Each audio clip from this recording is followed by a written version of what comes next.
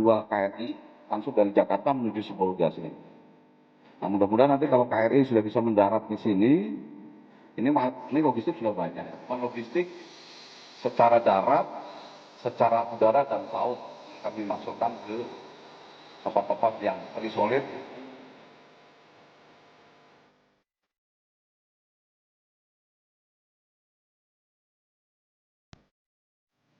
Saudara, 3 prajurit TNI Angkatan Darat Kodam 2, Tuanku Imam Bonjol, dilaporkan hilang kontak saat membantu evakuasi korban longsor di Padang Panjang, Sumatera Barat.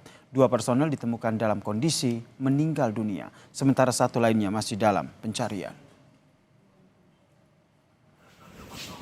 Ketiga prajurit TNI itu dinyatakan hilang usai terseret material longsor susulan saat membantu proses evakuasi warga terdampak longsor di kawasan Jembatan Kembar Sialiang Bawah di Kecamatan Padang Panjang Barat pada Kamis lalu, saudara. 2 korban yaitu Serda Robi dan juga Prada Zeni Marpaung ditemukan dalam kondisi meninggal dunia. Sementara itu, saudara, Pelda Yudi Gusnadi, personel Subdenpom Padang Panjang masih dalam pencarian.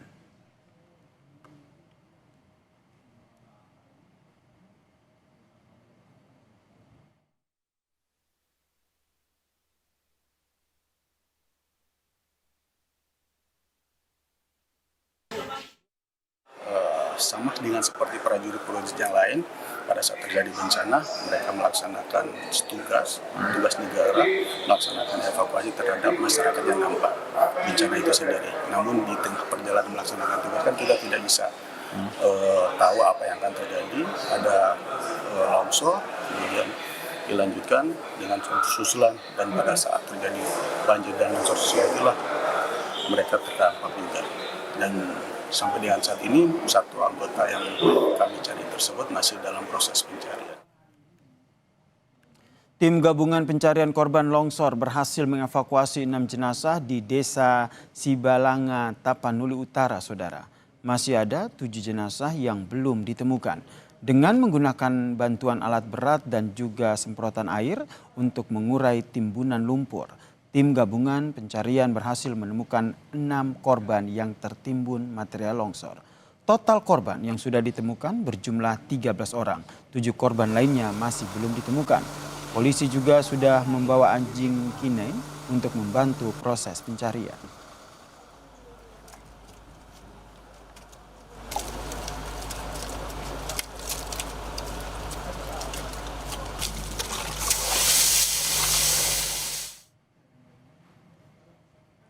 Berdasarkan visual pantauan udara, saudara, jembatan yang jadi akses utama dari Aceh ke Medan terputus.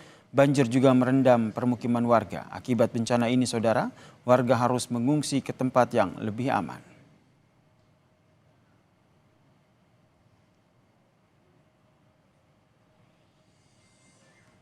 Masih dari PD Jaya Aceh, ketebalan lumpur di permukiman warga mencapai 2 meter. Warga kehilangan tempat tinggal mereka karena rumah mereka tertimbun lumpur. Meski tidak sempat menyelamatkan harta benda, warga tetap berada di sekitar rumah dengan harapan masih bisa menyelamatkan sejumlah barang yang tertimbun lumpur. Bencana banjir bandang dan longsor yang menerjang PD Jaya menyisakan luka mendalam bagi korban. Kini hanya pakaian yang mereka kenakanlah yang tersisa.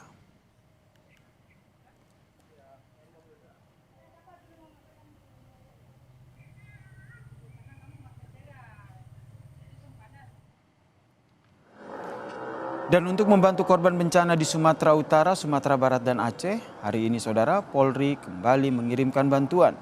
Pengiriman bantuan dilakukan melalui Mako Polisi Udara di Pondok Cabe, Tangerang Selatan. Bantuan kemanusiaan yang diberikan yakni berupa tenda, tempat tidur, dan juga makanan.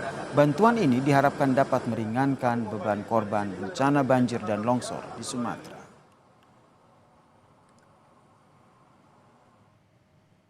Dalam konferensi pers pada Minggu siang, BNPB mencatat korban meninggal dunia dalam bencana di Sumatera Utara, Aceh, dan Sumatera Barat mencapai 316 orang.